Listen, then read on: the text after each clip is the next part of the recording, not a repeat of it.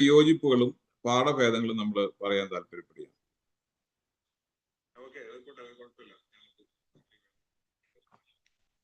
നിങ്ങളൊന്ന് മ്യൂട്ട് ചെയ്ത്. ഓക്കെ, നമ്മളിപ്പോ പറയുന്നത് ഖുർആൻ ക്രോഡീകരണത്തിൽ. ഓക്കെ, ശേഷം അപ്പൊ ഖുർആൻ ക്രോഡീകരണത്തിന്റെ ചരിത്ര വൈരുദ്ധ്യങ്ങളാണ് നമ്മളിപ്പോ പറഞ്ഞുകൊണ്ടിരിക്കുന്നത്. സ്വഹാബികളുടെ വിയോജിപ്പുകളും പാഠഭേദങ്ങളും ചരിത്രത്തിലൂടെ.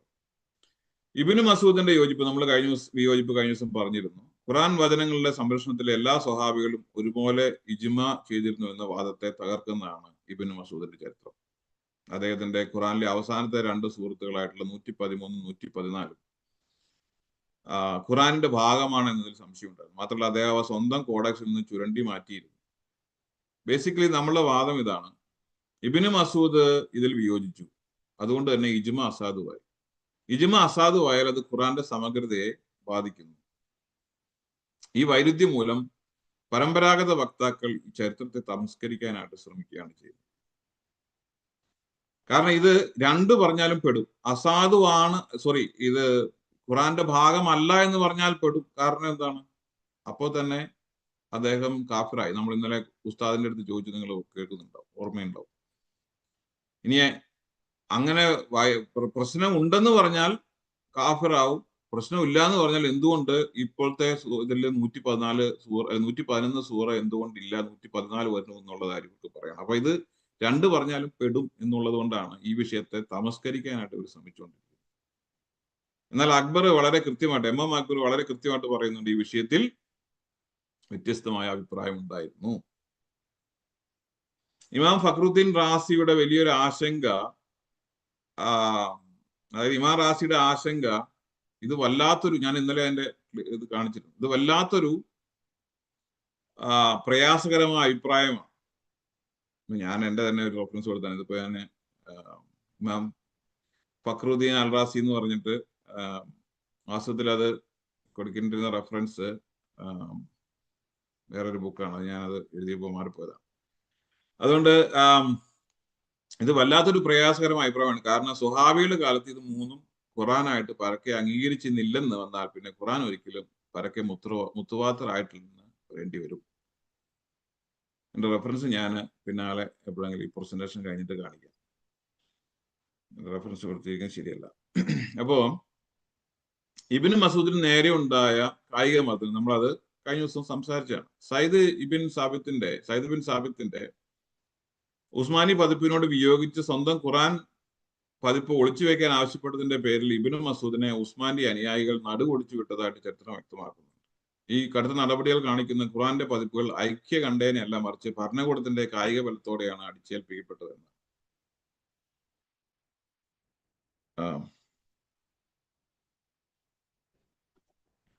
ഇത് ഈ ചരിത്രങ്ങളെല്ലാം ഇവിടെ കിടന്നിട്ടാണ് ക്രിസ്ത്യാനികൾ അവരുടെ വേദഗ്രന്ഥത്തെ പറ്റി തല്ലുണ്ടാക്കി. നിങ്ങൾ ആലോചിച്ചു, ഒരാളെ അടിച്ചു കൊല്ലുവാണ്, ഏറ്റവും വലിയ അടിച്ചു കൊല്ലുന്ന അയാൾ അങ്ങനെ അപ്പൊ തന്നെ മരിച്ചില്ല, കിടന്നു മരിക്കുകയാണ്. ഇതേ കാര്യം തന്നെ വ്യത്യസ്ത കൃതികൾ, പിന്നെ 10ാം നൂറ്റാണ്ടിലെ പ്രശസ്തകാരിയായിട്ടുള്ള ഇബ്നു ഷനാബൂദ് എന്ന് പറഞ്ഞ ആള് ഔദ്യോഗിക റസമയും വിരുദ്ധമായിട്ട് ഇബ്നു മസൂദിന്റെ കോഡക്സ് അടിസ്ഥാനമാക്കി ഊതിയതിന് ഭരണകൂടത്തിന്റെ ക്രൂരമായ പീഡനത്തിന് ഇരയായി. 680 47ഓളം പേരെ സ്വഹാബികളുടെ വ്യത്യസ്ത പതിപ്പുകൾ ഓതിയതിന്റെ പേരിൽ കായികമായി ഇല്ലാണ്ടാക്കിയെന്ന് വളരെ ഭംഗിയായിട്ട് പറഞ്ഞാണ്, കൊന്നു എന്നാണ് അതിന്റെ പേര്, ബോട്ടം ലൈൻ. അതായത് ഖുറാൻ പഠന അല്ലെങ്കിൽ പാഠ വൈവിധ്യങ്ങളെ അടിച്ചമർത്താനും ഒരൊറ്റ ശൈലി മാത്രം നിലനിർത്താനും ഉസ്മാൻ മുതൽ ഇങ്ങോട്ട് നിരന്തരമായ കായിക ബലം ഉപയോഗിക്കേണ്ടി വന്നു.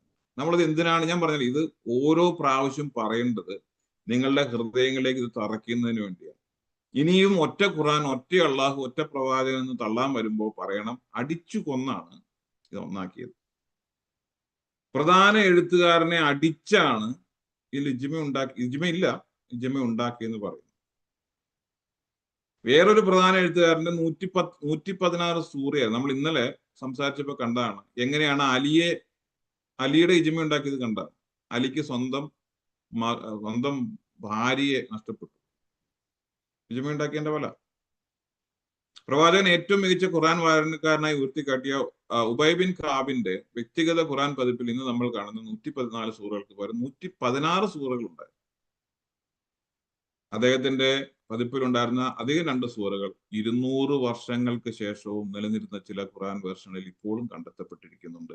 ഷോൺ ആന്റണിയുടെ ദ കോഡക്സ് ഓഫ് ഇബൈൻ കാബ് എന്ന് പറഞ്ഞ അദ്ദേഹത്തിന്റെ ആർട്ടിക്കിൾ നിങ്ങൾക്ക് കാണാൻ പറ്റും. ഇനി നമ്മൾ കഴിഞ്ഞ ദിവസം ഇവിടെ ജെമിനിയുമായിട്ട് സംസാരിച്ചപ്പോൾ ഒരു കാര്യം പറഞ്ഞ് നിങ്ങൾ ഓർക്കുക. അലി അമീർ മൊയേസിയുടെ റെവലേഷൻ ആൻഡ് ഫോൾസിഫിക്കേഷൻ ദ കിതാബ് അൽ ഖിറാത്ത് അൽ സയ്യാരി എന്ന് പറഞ്ഞ ആ ഒരു ആർട്ടിക്കിളിൽ അല്ലെങ്കിൽ ഒരു ഗ്രന്ഥത്തില് അദ്ദേഹം വ്യക്തമായിട്ട് പറയുന്നുണ്ട്, ഹസരത്ത് അലി, അതായത് ഇമാം അലിയുടെ കോഡക്സിൽ അദ്ദേഹത്തിന്റെ പേര് ഉൾപ്പെടെ വ്യക്തമായ പല വ്യത്യാസങ്ങളും അടങ്ങിയിരുന്നു എന്ന് പല ഷിയ പാരമ്പര്യങ്ങളിൽ കാണാം. അപ്പൊ ഇവര് പറഞ്ഞുകൊണ്ടിരുന്നത് പക്കാ നുണയാണ്. ഇത് കോഡിഫൈ ചെയ്തത്, ഏകീകരിച്ചത് വാളുകൊണ്ടും അധികാരം കൊണ്ടുമാണ്. ഇപ്പൊ നിങ്ങള് സുന്നികൾ മാത്രമേ മുസ്ലിങ്ങളുള്ളൂ എന്ന് പറയും, പക്ഷെ പുറം ലോകത്തെ സംബന്ധിച്ചിടത്തോളം ഷിയാക്കൾ മുസ്ലിങ്ങൾ തന്നെയാണ്. അപ്പൊ കമ്മ്യൂണിറ്റിയിലെ വലിയ വിഭാഗമായ ഷിയാക്കൾ ആദ്യത്തെ കുറച്ച് നൂറ്റാണ്ടുകളിൽ ഖുറാൻ കൂട്ടിച്ചേർക്കലുകളും മാറ്റിവെക്കലുകളും എല്ലാം ഉസ്മാൻ വരുത്തിയിട്ടുണ്ടെന്ന് പരസ്യമായിട്ട് പറയുകയും എഴുതുകയും ചെയ്തിരുന്നു. പക്ഷെ ഇന്ന് നമുക്ക് മെയിൻ സ്ട്രീം മീഡിയയിൽ ഇത് കിട്ടില്ല. പക്ഷെ ഷിയാക്കളുടെ യഥാർത്ഥ ഷിയാക്കളുടെ ഗ്രന്ഥത്തിൽ ഇന്ന് നിങ്ങൾക്ക് ഇത് ഷിയാക്കൾ എന്ന് പ്രസിദ്ധീകരിക്കുമ്പോൾ അവരുടെ ഗ്രന്ഥത്തിൽ വളരെ വ്യക്തമായിട്ട് മുസ്ലിം, അതായത് സുന്നികൾക്കെതിരെ ഈ ആരോപണം ഉന്നയിക്കുന്നുണ്ട്. ഖുറാൻ ശേഖരണത്തിൽ ഉണ്ടായ നിരവധി പ്രശ്നങ്ങളെയും കോഡിസസുകൾ കത്തിച്ചതിനെയും കാനോനിക വായനകളെയും കടുത്ത രീതിയിൽ വിമർശിക്കുന്ന ഒരാളായിരുന്നു അബു അൽ ഖുയി. അതായത് ഇപ്പൊ നമ്മൾ ഈ സബത്ത ആറൂഫ് എന്ന് പറഞ്ഞാൽ നമുക്കറിയാലോ, 7 ആറൂഫ് ഉണ്ട് എന്ന് പറഞ്ഞ പാരമ്പര്യത്തിന് യാതൊരു വിധ ദൈവശാസ്ത്രപരമായ അംഗീകാരവും ഇല്ല, ഇജ്മ ഇല്ല എന്നുള്ളതാണ്. അതായത് അങ്ങനെയാണെങ്കിൽ ആദ്യം മുതൽ ഇജ്മയാണ്. ഇപ്പം അള്ളാഹു ഇവരുടെ ദൈവമാണ്, ഇജ്മയുണ്ട്. മുഹമ്മദ് ഇവരുടെ പ്രവാചകനാണ്, ഇജ്മയുണ്ട്, ആർക്കും തർക്കമില്ല. പക്ഷെ ഈ ഖുറാൻ 7 രീതിയിലാണ് അവതരിപ്പിച്ചത് എന്നുള്ള കാര്യത്തിൽ ഇവർക്ക് ആദിമ നൂറ്റാണ്ടിൽ ഇജ്മ ഇല്ല. മനസ്സിലായോ?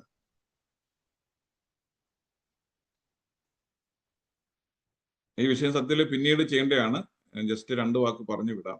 നമ്മൾ ഒരു ക്ലാസ് ഈ വിഷയത്തിൽ എടുത്താണ്, എന്നാലും നമ്മൾ 2 വാക്ക് പറഞ്ഞു വിടാം. ഹദീസ് രീതി നിങ്ങൾ കണ്ടിട്ടുണ്ടോ? ഹദീസ് ചാത്രം അല്ലെ, ഹദീസ് നിദാന ചാത്രം എന്ന് പറഞ്ഞൊരു ചാത്രത്തെ പറ്റി നിങ്ങൾ കേട്ടിട്ടുണ്ടോ? ഈ ഹദീസുകളുടെ ഡേറ്റിംഗ് തീരുമാനിക്കാനുള്ള ഒരു രീതി ഇന്ന് ഈ ഹദീസ് പഠിക്കുന്ന ആൾക്കാരുടെ ഇടയ്ക്ക് ഈ വെസ്റ്റേൺ പണ്ഡിതന്മാർ, എസ്പെഷ്യലി ജർമ്മൻ പണ്ഡിതനായിരിക്കുന്ന ഹരാൾ മോത്സ്കി എന്ന് പറഞ്ഞ ഒരാൾ വികസിപ്പിച്ചു. ഇത് നമ്മൾ ഏത് മെത്തേഡും ഫുൾ പ്രൂഫ് ആണെന്ന് നമുക്ക് പറയാൻ പറ്റില്ല, പക്ഷെ അയാൾ ഒരു മെത്തേഡ് വികസിപ്പിച്ചു. അപ്പോ അദ്ദേഹം പരിശോധിച്ചപ്പോൾ ഒരു കാര്യം മനസ്സിലായി. ഞാനിത് ഇന്നലെ ഇക്കാക്ക പറഞ്ഞ് നിങ്ങൾ ശ്രദ്ധിച്ചിട്ടുണ്ടാവും. ഇതിന്റെ എല്ലാം പിൻ പോയിന്റ് എന്ന് പറയുന്നത്, ഈ കഥകളുടെ പൊതു ലിങ്ക് എന്ന് പറയുന്നത് ഇബൻ ഇഷാഖ് അൽ സുഹരി എന്ന് പറഞ്ഞ ഒരാളാണ്. അതായത് ഈ മോർസ്കി രീതി അനുസരിച്ച് പരിശോധിച്ചപ്പോൾ നിങ്ങൾ കണ്ടല്ലോ, സബത്ത് ആറൂഫ് എന്ന് പറഞ്ഞ ഹദീസ്, അതായത് 7 ആറൂഫിലാണ് ഖുറാൻ അവതരിപ്പിച്ചത് എന്ന് പറയപ്പെടുന്ന ഹദീസിന്റെ എല്ലാം ഒരു പ്രധാന ലിങ്ക് എന്ന് പറയുന്നത് ഞാനത് കാണിക്കുന്നുണ്ട്.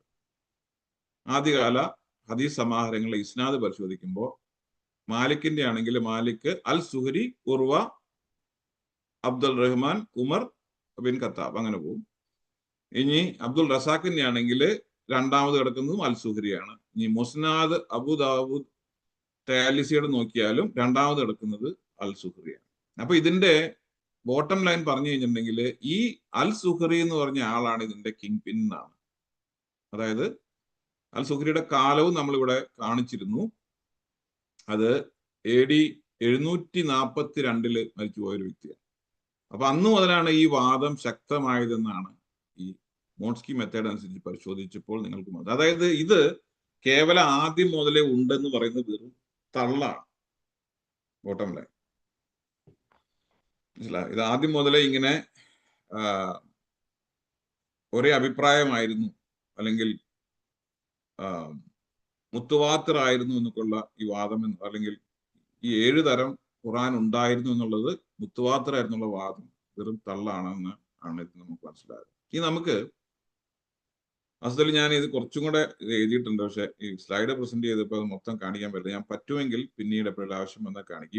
ഇമാം തബരിയുടെ സ്വന്തം ഇജ്തിഹാദുകൾ, ഇജ്തിഹാദ് എന്ന് പറഞ്ഞാൽ പണ്ഡിതാഭിപ്രായം, ഇമാം തബരി ഒരു പണ്ഡിതനാണ്. വാസ്തവത്തിൽ അദ്ദേഹത്തിന്റെ ഗ്രന്ഥം ഞാൻ കുറച്ച് വളരെ ബുദ്ധിമുട്ടാണ്. കാരണം ഇത് ഓരോ പേജ് കൊടുത്ത് നമ്മൾ അറബിയിലോട്ട് ട്രാൻസ്ലേറ്റ് ചെയ്തിടണം വായിക്കാം.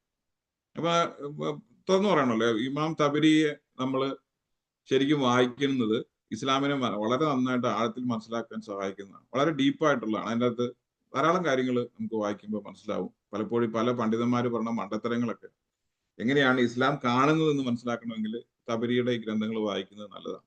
ആദ്യകാല പണ്ഡിതൻ. അപ്പൊ ഇതിന്റെ അകത്ത് ലബീബ് അൽ സയ്യിദ് എന്ന് പറയുന്ന ഒരാള് ഈ തബരിയുടെ ഗ്രന്ഥത്തെ പഠിച്ചു. തബരിയുടെ ഗ്രന്ഥത്തെ പഠിച്ചിട്ട് തബരിയുടെ തഫ്സീറുകളിൽ നിന്ന് 89 സുപ്രധാന ഉദാഹരണങ്ങൾ ശേഖരിച്ചൊരു പുസ്തകമാക്കി എഴുതിയിട്ടുണ്ട്. ഈ പുസ്തകത്തിന്റെ നമ്മളിപ്പോ ഇതിൽ നിന്ന് പറയാൻ ഉദ്ദേശിക്കുന്നത്, അതായത് പിന്നീട് കാനോനിക്കലായി മാറിയിട്ടുള്ള പല വായനകളെയും, അതായത് ഖിറാത്തുകളെയും കടുത്ത ഭാഷയിൽ തെറ്റാണെന്ന് കണ്ട് നിഷേധിക്കുകയോ അതിനേക്കാൾ മികച്ച വ്യാകരണമുള്ള മറ്റു വായനകൾക്ക് മുൻഗണന നൽകുകയോ ചെയ്തിട്ടുണ്ട് ഈ തബരി. നിങ്ങൾക്ക് ഇത് ചിലപ്പോൾ ഞാൻ ഈ പറഞ്ഞതിന്റെ ഒരു സീരിയസ്നെസ് മനസ്സിലാവാൻ ചാൻസ് ഇല്ല. ഞാൻ അതൊന്നുകൂടെ വിശദീകരിക്കാൻ ശ്രമിക്കും. അതായത് ഇപ്പൊ നിങ്ങളൊരു വാക്ക് വായിക്കുക, ഓക്കെ, ആ വായിക്കുന്നത്, ആ വായന രീതിനെയാണ് നമ്മൾ ഖിറാത്തുകൾ എന്ന് പറയുന്നത്. ഇപ്പൊ ഖുറാൻ പല രീതിയിൽ നമുക്ക് വായിക്കാം. ആ വായന രീതിനെയാണ് നമ്മൾ ഖിറാത്ത് എന്ന് പറയുന്നത്. അപ്പോ ഈ 10 ഖിറാത്തുകൾ ദൈവികമാണെന്നും അള്ളാഹുവിനാൽ കൊടുക്കപ്പെട്ടതുമാണെന്നാണ് നമ്മളുടെ സലഫികളും ഇവിടെയുള്ള സൂഫികളും എല്ലാം പറയുന്നത്. അതായത് നിങ്ങളുടെ കയ്യിലുള്ള 10 ഖിറാത്തുകളും അള്ളാഹു തന്നെ, പ്രവാചകൻ തന്നെ പറഞ്ഞതാണ്, പാരമ്പര്യം അങ്ങ് എത്തുന്നുണ്ടെന്നാണ് ഇവരുടെ വാദം. പക്ഷെ തബരി എന്ത് ചെയ്യുന്നു വെച്ചിട്ടുണ്ടെങ്കിൽ, ഇപ്പോ 89 സ്ഥലത്ത്, അതായത് തബരിയുടെ തഫ്സീറുകൾ നമ്മൾ പരിശോധിച്ചു കഴിഞ്ഞാൽ 89 സ്ഥലത്ത് അദ്ദേഹം ഒരു വാക്യം അല്ലെങ്കിൽ ഒരു ആയത്ത് കോട്ട് ചെയ്തിട്ട് അതിന്റെ പല വാക്കുകളും പല ഉച്ചാരണങ്ങളും എഴുതിയിട്ട് ഇത് തെറ്റാണ്, ഇത് ശരിയല്ല, ഇതിന്റെ പാരമ്പര്യമില്ല എന്ന് വളരെ കൃത്യമായിട്ട് എഴുതിയിട്ട് ഒരെണ്ണം തെരഞ്ഞെടുക്കും. നിങ്ങൾക്ക് മനസ്സിലാവുന്നുണ്ടോ? അപ്പൊ നിങ്ങൾക്ക് വളരെ സിമ്പിൾ ആയിട്ടുള്ള ഏറ്റവും പരിചിതമുള്ളതാണ്. എനിക്കിത് പറയുന്നത് ഒട്ടും ഇഷ്ടമല്ല, എന്നാലും ഇത് ഞാൻ പലരും ഇത് പറയുമ്പോൾ ഞാൻ തിരസ്കരിക്കാറുണ്ടെങ്കിലും, എന്തുകൊണ്ട് ഈ മാലിക്കി മല്ലിക്കി എന്നുള്ള സാധനം പറയണം എന്നുള്ളതിന്റെ ഐഡിയ മനസ്സിലാവണമെങ്കിൽ തബരീനെ നിങ്ങൾ വായിക്കണം. നമ്മുടെ അടുത്ത് ഇവർ ഇത്രയും ദിവസം പറഞ്ഞുകൊണ്ടിരുന്നത് എന്താണ്? നമ്മുടെ അടുത്ത് പറഞ്ഞുകൊണ്ടിരുന്നത് മാലിക്കിയും മല്ലിക്കിയും രണ്ടും ഒരുപോലെ അക്സെപ്റ്റബിൾ ആണെന്നാണ്. എന്നാൽ തബരി അച്ചായം പറയുന്നത് ഇങ്ങനെയല്ല. ഓക്കെ, നിങ്ങൾ അത് അടുത്ത സ്ലൈഡിൽ കാണാൻ പറ്റും. ഈ മല്ലിക്കി എന്ന് പറയുന്നത്, അല്ലെങ്കിൽ മാലിക്കി യൗമിദ്ദീൻ എന്നതിന് പകരം മല്ലിക്കി എന്ന് പറഞ്ഞാൽ അത് തികച്ചും അസാധാരണം, അതായത് ഷാദും ദുർബലവുമാണെന്ന് കാറ്റഗോറിക്കലായിട്ട് പറയണം. മനസ്സിലാവുന്നുണ്ടോ? അതിന്റെ പ്രശ്നം നിങ്ങൾക്ക് മനസ്സിലാവുന്നുണ്ടോ? ഇത്രയും നാള് നമ്മുടെ അടുത്ത് തള്ളിക്കൊണ്ടിരുന്നത് എന്താണ്? ഇതിൽ ഏതെടുത്താലും ഓക്കെ ആണെന്നാണ്. പക്ഷെ തബരി, ഇവരുടെ ഏറ്റവും പ്രധാനപ്പെട്ട പണ്ഡിതൻ പറയാണ്, അങ്ങനെയുള്ള ആ കണക്ഷൻ, ആ പാരമ്പര്യം എന്നുള്ളത് ഷാദാണ്, ദുർബലമാണ്. അതായത് ലോകമെമ്പാടുമുള്ള ലക്ഷക്കണക്കിന് കോടിക്കണക്കിന് ആൾക്കാർ ചൊല്ലുന്ന കാനോനിക്കൽ വായനയാണ് അൽ തബരിയുടെ ഷാദ് എന്ന് പറയുന്നത്. നുണ, പച്ച നുണയാണ്. ഇത്രയും ദിവസം ഇത് വായിച്ചപ്പോ, ഞാനിത് റെഫറൻസ് എടുത്ത് വായിച്ചപ്പോ, I just want to make sure that this is correct. Okay, മാലിക്കി യമുദ്ദീനും മല്ലിക്കി യമുദ്ദീനും ഒരുപോലെ അക്സെപ്റ്റബിൾ ആണെന്ന് പറയുന്നത് തെറ്റാണ് എന്നാണ് ആര് പറയുന്നത്? തബരി പറയുന്നത്. ഒരു കാര്യം തെറ്റോ ശരിയോ എന്നുള്ളതല്ല, ഇത് ദൈവികമാണെന്ന് ഒരിക്കലും പറയാൻ പറ്റില്ല. ഇതേ കാര്യം തന്നെ ഉദാഹരണമായിട്ട് സൂറത്ത് അൽ ബഖറയിലെ 2:132 ഇതേ പ്രശ്നമുണ്ട്. തഫ്സീർ അൽ തബരി വാല്യം 2 സൂറത്ത് അൽ ബഖറയിൽ പറഞ്ഞിരിക്കുമ്പോൾ ഇഖ്തിയാർ അല്ലെങ്കിൽ തിരഞ്ഞെടുപ്പ് വ്യക്തമാക്കാൻ നാം തിരഞ്ഞെടുക്കുന്നതും ഏറ്റവും നല്ലതെന്ന് കരുതുന്നു എന്ന പദം ഉപയോഗിച്ചിരിക്കുന്നു. എവിടെ ഉപയോഗിച്ചിരിക്കുന്ന ആ പദം, ഇഖ്തിയാർ എന്ന് പറഞ്ഞ പദം, അതിനെ പറ്റിയും തബരി ഇതുപോലെ അഭിപ്രായപ്പെട്ടു. ഞാൻ അതിന്റെ വളരെ ഡീറ്റെയിൽ ആയിട്ട് നോട്ട് ചെയ്തിട്ടുണ്ട്. പക്ഷെ ഇത് അത്ര പ്രസന്റബിൾ അല്ല. ഞാൻ വേണമെങ്കിൽ അതിന്റെ സ്ക്രാച്ച് കാണിച്ചു തരാം. അപ്പൊ നിങ്ങൾക്ക് അത് മനസ്സിലാവുന്ന വിചാരിക്കണം. അത് ഈ പ്രസന്റേഷൻ കഴിഞ്ഞതിന് ശേഷം ഞാൻ നിങ്ങൾക്ക് അതിന്റെ സ്ക്രാച്ച് കാണിച്ചു തരാം. അപ്പോ ആദ്യകാലത്ത് ഖുറാൻ വായനകളെ പണ്ഡിതന്മാർ കണ്ടിരുന്ന പോലെ കേവലം ദൈവികമായിട്ടല്ല, പണ്ഡിതന്മാര് അവരുടെ ഇജ്തിഹാദ് ഉപയോഗിച്ച് തിരഞ്ഞെടുക്കുകയാണെന്നാണ്. വേറെ ഒരെണ്ണമാണ് സൂറത്ത് അൽ അൻഫലിലെ, അതായത് 8:41 ഇത് ഇന്നലെ ഉസ്താദ് പറഞ്ഞിരുന്നത് നിങ്ങൾ ഓർക്കുന്നുണ്ട്. അദ്ദേഹം അത് വെളുപ്പിക്കാൻ നോക്കി. ഏറ്റവും രസകരമായിട്ട് നിങ്ങൾക്ക് കാണാൻ പറ്റുന്നത് ഈ വാക്യത്തിൽ തബരി എടുക്കുന്നത് ഇബ്നു മസൂദിന്റെ വായനയാണ്. ആലോചിച്ച് നോക്കും. തബരി ഇവിടെ എടുക്കുന്നത് ഇബ്നു മസൂദിന്റെ വായനയാണ്. അത് ഉദാഹരണം 3 സൂറത്ത് അൽ അൻഫലിലെ 8:41. ഇപ്പൊ നിങ്ങൾ ഈ ഗ്രന്ഥവുമായിട്ട് വരുമ്പോൾ ഞാൻ പറയുന്നത് ഫ്രീ ആയിട്ട് ഞാനത് എപ്പോഴെങ്കിലും കാണിക്കാം. ഓക്കെ, ഈ ഗ്രന്ഥം നിങ്ങൾക്ക് നമുക്ക് ഡൗൺലോഡ് ചെയ്യാൻ എത്ര എളുപ്പമാണെന്നും അറബി അറിയാവുന്നവർക്ക് എത്ര ഈസി ആയിട്ട് കിട്ടുമെന്നും ഞാൻ നിങ്ങൾക്ക് കാണിച്ചു തരാം. എന്റെ ലൈവിൽ തന്നെ കാണിച്ചു തരാം. ഇത് ഞാൻ പറയുന്നത് വിശ്വസിക്കരുത്. ഞാൻ പറയാം, പക്ഷെ നിങ്ങൾ സ്വന്തമായിട്ട് ഈ സാധനം വായിച്ചാൽ നിങ്ങൾക്ക് തഫ്സീർ അൽ തബരിയുടെ ധാരാളം വാല്യങ്ങളുണ്ട്. വാല്യങ്ങൾ എന്ന് പറഞ്ഞാൽ ഓരോ വാല്യവും ഏകദേശം 700 പേജുകളോളം വരുന്നതാണ്.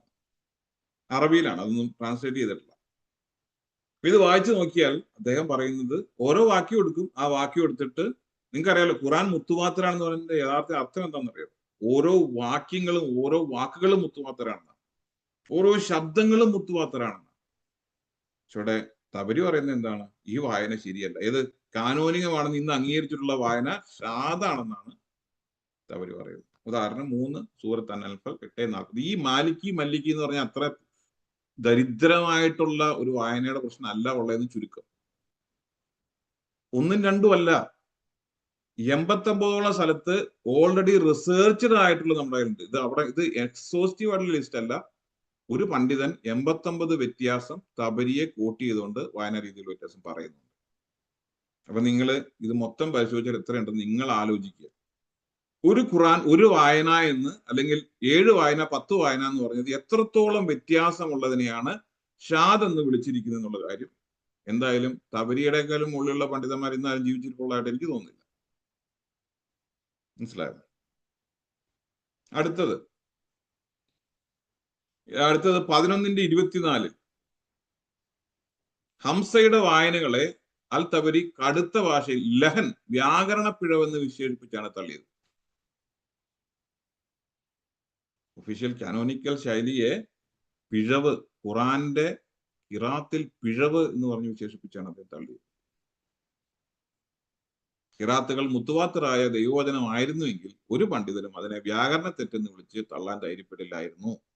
ആദ്യകാല പണ്ഡിതന്മാർ കേവലം ഇവയെ വെറും ഇജ്തിഹാദികൾ, അതായത് പണ്ഡിത അഭിപ്രായം മാത്രമായിട്ട് വീക്ഷിച്ചിരുന്നുള്ളൂ എന്നതിനൊരു മികച്ച തെളിവാണ്. ഞാൻ പറഞ്ഞല്ലോ 89 കാര്യങ്ങളുണ്ട്. ഞാൻ അതിന്റെ പവർ പോയിന്റ് ഇവിടെ എടുത്തു വെച്ചിട്ടുണ്ടെങ്കിൽ ഞാൻ നിങ്ങൾക്ക് അതിന്റെ സ്ക്രാച്ച് കാണിച്ചു തരാം. സ്ക്രാച്ചാണ്, പക്ഷെ പവർ പോയിന്റ് എത്രത്തോളം സാധനം ഉണ്ടെന്ന് കാണിക്കാൻ വേണ്ടിയാണ്. ഇത് പത്താനിട്ടെന്ന് ഞാൻ വർഷത്തിൽ മറന്നുപോയി.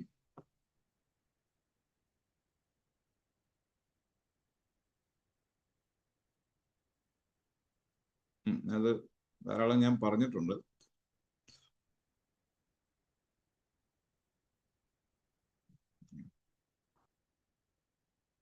ഓരോ ഇതുപോലെ 89 ആയത്തുകൾ ഇതുപോലെ ഉണ്ടെന്ന് ചുരുക്കം. മനസ്സിലായോ? അതായത് ബേസിക്കലി നമ്മുടെ വാദമാണ്, മുത്തുവാത്തിറാണെങ്കിൽ ഒരു വായനയും തള്ളപ്പെടരുത്, എല്ലാം ഒരുപോലെ ദൈവികമായിരിക്കണം. പക്ഷെ ആദ്യകാല പണ്ഡിതന്മാർ അങ്ങനെ ചെയ്തില്ല. പിന്നീടാണ് ഈ പറഞ്ഞ ഖിറാത്തുകൾ ഹദീസ് പോലെ ദൈവികമായിട്ട് പരിഗണിക്കപ്പെട്ടത്. ഞാനിപ്പോ ഉദ്ദേശിച്ച കുറച്ച് ഒരു 8-10 ആയത്ത് ഞാൻ ഇതുപോലെ എടുത്തു വെച്ചിട്ടുണ്ടായിരുന്നു, നമുക്ക് കാണുന്നില്ല. അപ്പോ ആധുനിക ദാവ വ്യാഖ്യാനങ്ങളുടെ വിശകലനമാണ് നമ്മുടെ അടുത്ത്. MM അക്ബറിന്റെ അവകാശവാദം നമ്മൾ കഴിഞ്ഞ ദിവസം പരിഗണിച്ചിരുന്നു. നിസ്തുല്യതയും മാറ്റമില്ലായ്മയും ഖുറാന്റെ മാത്രം അമാനുഷികമായി അവതരിപ്പിക്കുന്നതാണ്. ഇപ്പൊ നിങ്ങളിപ്പോ നോക്കിയ സ്നേഹസംവാദം പോലുള്ള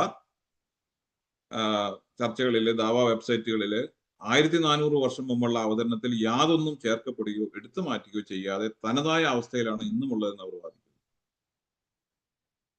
മനസ്സിലായോ? നിങ്ങൾക്ക് ഇതിന്റെ തെളിവ് ഒക്കെ ഞാൻ ആ പ്രസന്റേഷനിൽ കൊടുത്തിട്ടുണ്ട്.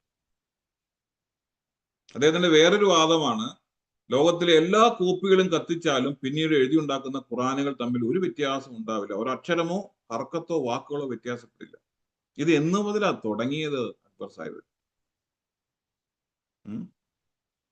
നിങ്ങളുടെ ഒരു പണ്ഡിതൻ പറയുന്നത് മറ്റേ പണ്ഡിതൻ അല്ലെങ്കിൽ വേറെ ഒരു കിറാത്ത് എന്ന് പറഞ്ഞിട്ടുണ്ടെങ്കിൽ മുഴുവൻ തെറ്റാണെന്നാണ് പറയുന്നത്. അപ്പൊ നിങ്ങൾ പറഞ്ഞത് എല്ലാം ഒരുപോലെയാണ്, എല്ലാം ഒരുപോലെ ദൈവീക ഗ്രന്ഥത്തിൽ തെറ്റുണ്ടാവും. 7 ഗ്രന്ഥം, ഹർക്കത്തിന്റെ കാര്യം ഞാൻ പറയാം, അല്ലെ സോറി, പിന്നെ കൺസനൻസിന്റെ കാര്യമാണ് ഞാൻ പറഞ്ഞത്. അതായത് റസമിന്റെ അക്ഷരങ്ങളുടെ കാര്യം. അക്ഷരങ്ങളിൽ തന്നെ 7 തരം വ്യത്യാസം ഉണ്ടെങ്കിൽ ചുരുത്തിൽ എത്ര വ്യത്യാസമുണ്ട് നിങ്ങളൊന്ന് ആലോചിച്ച് വെക്കും. അതും 7 രീതി ചൊല്ലാലോ. സോറി 10 രീതി. ഇപ്പൊ 7 അല്ല, ഇപ്പൊ 10 ആണല്ലോ. നേരത്തെ അല്ല 7 ഉണ്ടായിരുന്നു, ഇപ്പൊ 10 ആയി. പക്ഷെ ഇന്ന് നമുക്ക് ചരിത്രത്തിൽ വ്യത്യസ്ത പതിപ്പുകളുണ്ട്, 10 കിറാത്തുകളുണ്ട്. ഇനി ഷിയാക്കളുടെ വാദം അനുസരിച്ച് 7 അറൂഫ് എന്ന് പറഞ്ഞ സിസ്റ്റമേ ഇല്ല. അപ്പൊ അങ്ങനെ വരുമ്പോൾ ഈ ഖുറാനിൽ എങ്ങനെയാണ് വ്യത്യാസം ഉണ്ടാകുന്നത്? ഒന്നില്ലെങ്കിൽ ഷിയ ശരിയാവണം, അല്ലെങ്കിൽ സുന്നി ശരിയാവണം. സുന്നികളുടെ വാദം അനുസരിച്ചിട്ട് ഖുറാനിൽ ഡയറക്റ്റ് കോൺട്രഡിക്ഷൻ കാണിച്ചാലും പറയും അത് പ്രവാചകൻ അങ്ങനെ പറഞ്ഞിരുന്നു എന്ന് പറയും. അതൊരു തരം ഗട്ടറാണ്. നമ്മൾ ഈ എല്ലാ വേസ്റ്റും കൊണ്ട് തള്ളാവുന്ന ഗട്ടറാണ് 7 തരം എഴുത്തുണ്ടെന്നുള്ളത്. അക്ഷരമളത്തെ പ്രവാചകൻ 7 പേരോട് പറഞ്ഞപ്പോൾ 7 തരത്തിലായിപ്പോയി. അപ്പൊ അത് ആൾക്കാർ കൈയോടെ പിടിച്ചു. എന്താണ് ചോദിച്ചു പറഞ്ഞു, അത് 7 തരത്തിലുള്ളതെന്ന് പറഞ്ഞു. സംഭവം അത്രേ ഉള്ളൂ, വേറെ ഡെക്കറേഷൻ ഒന്നും വേണ്ട. ഇനി മാത്രം ഡെക്കറേഷൻ ഒന്നും വേണ്ട. കാരണം ഈ ആറഫ് എന്താണെന്ന് അള്ളാഹുവിന് മാത്രമേ അറിയാവുള്ളൂ. അറിയാവൂ? അങ്ങനെയല്ല, നിങ്ങൾക്കറിയാമെങ്കിൽ ഒന്ന് പറഞ്ഞു തന്നെ കേട്ടോ. ഈ ആറഫ് അല്ലെങ്കിൽ ആറൂഫ് എന്ന് പറഞ്ഞ സാധനം എന്താണെന്ന് നിങ്ങൾക്കറിയാമെങ്കിൽ, അല്ലെങ്കിൽ ഹറഫ് എന്ന് പറഞ്ഞ സാധനം എന്താ നിങ്ങൾക്കറിയാമെങ്കിൽ നിങ്ങളും പറഞ്ഞുതരാം. അള്ളാഹുവിന് മാത്രമേ അറിയാവുള്ളൂ എന്നാണ് ഞാൻ മനസ്സിലാക്കുന്നത്. കാരണം ഖുറാൻ എന്താണെന്ന് മുഴുവൻ മനസ്സിലാകുന്നത് അള്ളാഹുവിനും അദ്ദേഹത്തിന്റെ പ്രവാചകനുമാണ്. പിന്നെ കുറച്ചൊക്കെ കൂടുതൽ മനസ്സിലായിട്ടുള്ളത് നമ്മുടെ സഹാബികൾക്കാണ്. ഇതൊരു എടുക്കാച്ചരക്കാണ് സുഹൃത്ത്. ഇതെന്താണ് ഈ ആറൂഫ്, എന്താണ് കിറാത്ത്, എന്താണ് ഇജ്മ, ഇതൊന്നും അറിയില്ലാത്ത അമുസ്ലിങ്ങളായ ആളുകളെ 14 നൂറ്റാണ്ടുകളായിട്ട് നിങ്ങൾ പറ്റിച്ചുകൊണ്ടിരിക്കുകയാണ്. ചരിത്രത്തിലെ ഇത്രയധികം നിങ്ങൾ ആലോചിച്ച് നോക്കുക. ഇപ്പൊ ഒരു ഇന്ത്യൻ ഭരണഘടന 7 രീതിയിൽ എഴുതി എന്തെങ്കിലും വില ഉണ്ടാവുക? ട്രാൻസ്ലേഷൻ അല്ല ഞാൻ പറഞ്ഞു. ഇപ്പൊ നമ്മുടെ ഇന്ത്യൻ ഭരണഘടന എല്ലാ ഔദ്യോഗിക ഭാഷകളും എഴുതിയിട്ടുണ്ട്.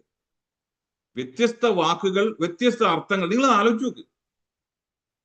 രാജ്യത്തിന്റെ ഭരണഘടന എഴുതുവാണ്, ഇത് ഫിഖ്ഹാണ്, നിയമമാണ് ഒരു സ്ഥലത്തേക്കുള്ള. ആ നിയമത്തിന്റെ ഏറ്റവും അടിസ്ഥാനമായ സാധനം എഴുതുമ്പോൾ 7 തരത്തിൽ എഴുതാം, വ്യത്യസ്ത വാക്കുകൾ, വ്യത്യസ്ത ആശയങ്ങൾ. എന്നിട്ട് പറയും ഇത് ഒന്നാണ്. അതെങ്ങനെയാണ് സഹോദരൻ ഒന്നാവുന്നത്? ഒരു ഗ്രന്ഥം എഴുതിയിട്ട് പല ആശയങ്ങൾ അതിൽ വന്നാൽ അതെങ്ങനെയാണോ ഒന്നാകുന്നത്? എനിക്ക് മനസ്സിലാവുന്നില്ല.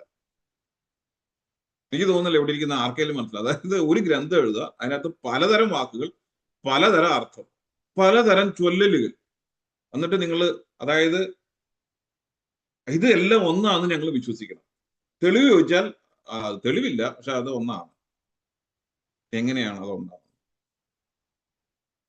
പല വാക്ക്, പല അർത്ഥം, പല ചൊല്ലൽ, എല്ലാം വേറെ വേറെ. അങ്ങനെയാണെങ്കിൽ ഒന്നാകുന്നത് എങ്ങനെയാണ്? നിങ്ങൾ പറ. ഈ സാധനം എടുത്തുകൊണ്ടാണ്, സത്യമാണ്, ഇതുകൊണ്ട് ഇടയ്ക്കിടയ്ക്ക് പറയും ഇതുപോലെ വേറെ ഗ്രന്ഥം. സത്യമാണ്, ഇതുപോലെ വേറെ ഗ്രന്ഥമില്ല. നമ്മൾ ആദ്യം ഇജ്മയെ പറ്റി പറഞ്ഞു. ഇവരുടെ ലോകത്തിലെ ഏറ്റവും വലിയ സ്കൂൾ ഓഫ് തോട്ട് ആയിരിക്കുന്ന അബു ഹനീഫ, നമ്മൾ പറഞ്ഞല്ലോ ഹനഫികളുടെ അബു ഹനീഫയെ കാഫിറാക്കാൻ വേണ്ടി ഇജ്മ ഉപയോഗിച്ചവരാണ്. മനസ്സിലായോ? അപ്പൊ ഈ ഇജ്മയ്ക്കൊക്കെ ഇത്ര വിലയുള്ളൂ. ഇന്നത്തെ ഡോക്ടർ യാസിർ ഖാദിയുടെ കൊട്ടേഷൻ എങ്ങനെയാണ്? ഇന്നത്തെ മദ്ഹബുകളും സരണികളും പിൽക്കാലത്ത് രൂപപ്പെടുത്തിയ വിശ്വാസ പ്രമാണങ്ങളെ അന്ധമായി സ്വഹാബികളിലേക്ക് ബാക്ക് പ്രൊജക്ട് ചെയ്യുകയാണ് ചെയ്യുന്നത്. അതായത് തങ്ങൾ വിശ്വസിക്കുന്ന കാര്യങ്ങൾ സ്വഹാബികൾ ചെയ്തിരുന്നു, അവരങ്ങനെയാണ് വിശ്വസിച്ചിരുന്നെന്ന് പറയുകയാണ് ഓരോ മദ്ഹബുകളും, ഓരോ ഫിഖ് ഗ്രന്ഥങ്ങളും, ഓരോ വിശ്വാസ സംഹിതകളും ചെയ്തുകൊണ്ടിരിക്കുന്നു. യഥാർത്ഥത്തിൽ സ്വഹാബികൾ എന്താണ് ചെയ്യുന്നതെന്ന് നമുക്ക് കൃത്യമായിട്ട് പറയാൻ കഴിയില്ല. ആലോചിച്ചു പോയി. ഈ സാധനം വെച്ചുകൊണ്ടാണ് മറ്റുള്ള മതക്കാരുടെ ഗ്രന്ഥങ്ങളെ വിമർശിക്കാൻ വരുന്നത്. നമ്മളുടെ ചരിത്രത്തിന്റെ പ്രാധാന്യം കണ്ടു. മുത്തവാത്തിർ, ഇജ്മ മുതലായ വാദങ്ങൾ പിൽക്കാലത്ത് ഒരു വിധത്തിലുള്ള തെളിവുകളുമില്ലാതെ വന്നിട്ടുള്ളതാണ്. ക്ലാസിക്കൽ കൃതികളിൽ തബരിയും ഇബ്നു മുജാഹിദും കാണിച്ച മനുഷ്യ സഹജമായ ഇജ്തിഹാദുകൾ ഇതിന് അടിവരയാണ്. ഞാൻ ഏകദേശം 89 തെളിവുകൾ നിങ്ങൾക്ക് ഡോക്യുമെന്റഡ് ആയിട്ട് കിട്ടും. 89 തെളിവുകൾ സ്റ്റഡി ചെയ്ത് നിങ്ങൾക്ക് ഡോക്യുമെന്റഡ് ആയിട്ട് കിട്ടും. പലതരം വായനകൾ ഉണ്ടായിരുന്നു എന്നുള്ളതിനെ പറ്റിയും ഇജ്തിഹാദ് വഴി പണ്ഡിതൻ തനിക്ക് തോന്നിയത് തെരഞ്ഞെടുക്കുകയുമായിരുന്നു. ബാക്കിയുള്ളവയെ പരിഹസിക്കുകയും പുച്ഛിച്ചു തള്ളുകയും അത് ഷാദാണെന്ന് പറയുകയും ചെയ്തിരുന്നുള്ളതിന്റെ 89ഓളം തെളിവ് നിങ്ങൾക്ക് ഗ്രന്ഥത്തിൽ കിട്ടും. ചുരുക്കി പറഞ്ഞ അന്ധമായിട്ടുള്ള ഈ കുമ്മാട്ടിക്കളികളിൽ നിന്ന് മാറി ശാസ്ത്രീയമായ പരിവേഷണങ്ങളിൽ ശ്രദ്ധ കേന്ദ്രീകരിക്കുക. ശാസ്ത്രീയം എന്ന് പറഞ്ഞാൽ ഞാൻ പറഞ്ഞത് ഫിസിക്കൽ സയൻസ് അല്ല, ഞാൻ പറഞ്ഞത് ഈ ഖുറാനിക് സയൻസ് തന്നെ വായിച്ചാൽ ഇവരുടെ ഈ വാദം വെറും ഭോഷ്കാണ് എന്ന് മനസ്സിലാവും. ദേണ്ട കിടക്കുന്നു ഖുറാന്റെ മുത്തുപാത്തറും ഇജ്മയും. ഇപ്പോ നമ്മളിവിടെ ഞാൻ ആദ്യം സാധാരണ പറയുന്ന പോലെ ഇവിടെ ആരെയും തെറി വിളിക്കുന്നില്ല, ആരെയും അറ്റാക്ക് ചെയ്യുന്നില്ല. ഞങ്ങൾക്ക് അറിയാവുന്ന കാര്യം വളരെ വ്യക്തമായിട്ട് പറയുക മാത്രമേ ചെയ്യുന്നു. അപ്പൊ അതുകൊണ്ട് നിങ്ങളെയും അതിന് ഞാൻ ക്ഷണിക്കുന്നു. ആരെങ്കിലും വരുന്നെങ്കിൽ നിങ്ങൾക്ക് തീർച്ചയായിട്ടും വരാവുന്നതാണ്. സംസാരിക്കാനുള്ള അവസരം ഉണ്ടാവും. ഓക്കെ, ഇസ്ലാമിക സുഹൃത്തുക്കളെ ഒന്നും കാണാനില്ലല്ലോ.